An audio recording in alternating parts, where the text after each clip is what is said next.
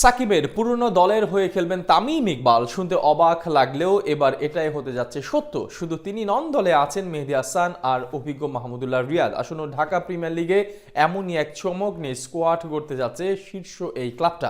নিজেদের শিরোপা পুনরুদ্ধারে বেশ বদ্ধপরিকর সাবেক চ্যাম্পিয়নরা। ডিপিএলে সাকিবের দলে তামিমের খেলা নিয়ে বাকিটা জানবো রিপোর্টে।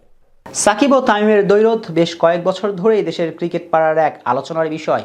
এক সময়কার প্রিয় বন্ধু এখন একসাথে খেলেন না, ড্রেসিং রুম শেয়ার করেন না, এমনকি কথাও বলেন না দীর্ঘদিন হলো। এটা নিয়ে অবশ্য দেশের ক্রিকেট প্রেমীদের মাঝে আক্ষেপও আছে অনেক, কিন্তু অবশেষে সাকিবের দলের হয়ে মাঠ মাথাতে দেখা যাবে দেশসেরা ব্যাটার তামিম ইকবালকে।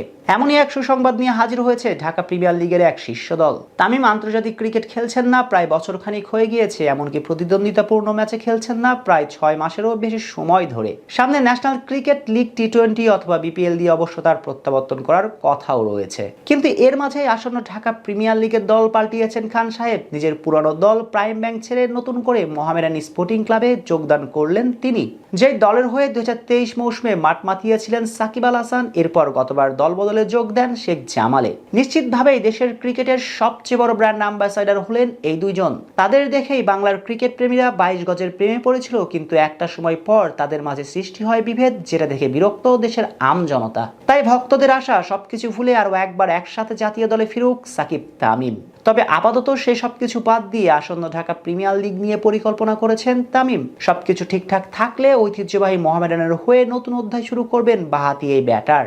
অন্যদিকে 2023 মৌসুমে সাকিব তাদের হয়ে কয়েকটি ম্যাচ খেলেছিলেন, সেইবার তার সাথে একই দলে ছিলেন জাতীয় দলের আরেক অভিজ্ঞ ব্যাটার মাহমুদুল্লাহ রিয়াদ। বিপরীতে তখন প্রাইম ব্যাংকের হয়ে খেলতেন তামিম ইকবাল ও মুশফিকুর রহিম, যেখানে গত আসরে দুর্দান্ত ব্যাট করেছিলেন খান সাহেব। কিন্তু এবার তামিমের সাথে মিস্টার ডিপেন্ডেবল দল পরিবর্তন করার গুঞ্জন শোনা যাচ্ছে। এছাড়া মোহামেডানের স্কোয়াডে আছেন মেহেদী হাসান মিরাজ, ইমরুল কায়েস ও রনি তালুকদারের মতো জাতীয় দলের পরীক্ষিত পারফর্মাররা। বলা চলে এক প্রকার তারকা ঠাসায় দলটাই গড়তে চায় ঢাকার ঐতিহ্যবাহী এই ক্লাবটি। দেশের ঘরোয়া লিগের শীর্ষ টুর্নামেন্টের একটি বলা হয় এই ঢাকা প্রিমিয়ার লিগকে। প্রতি বছর বেশ কয়েকজন তরুণ ক্রিকেটার উঠে আসেন এইখান থেকে, এমনকি টাইগার ক্রিকেটের শীর্ষ ব্যাটার ও বোলার নাম লেখান এই মঞ্চে। তাই তো বিপিএল এর মাঝে টুর্নামেন্টটির দল বদলে উত্তাপ ছড়াচ্ছে।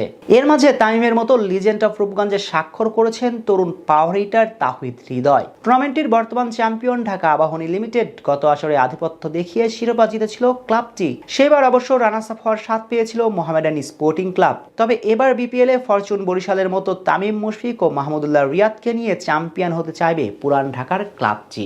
সাকিব ও তামিমের দ্বৈরথ বেশ কয়েক বছর ধরেই দেশের ক্রিকেট পাড়ার এক আলোচনার বিষয়।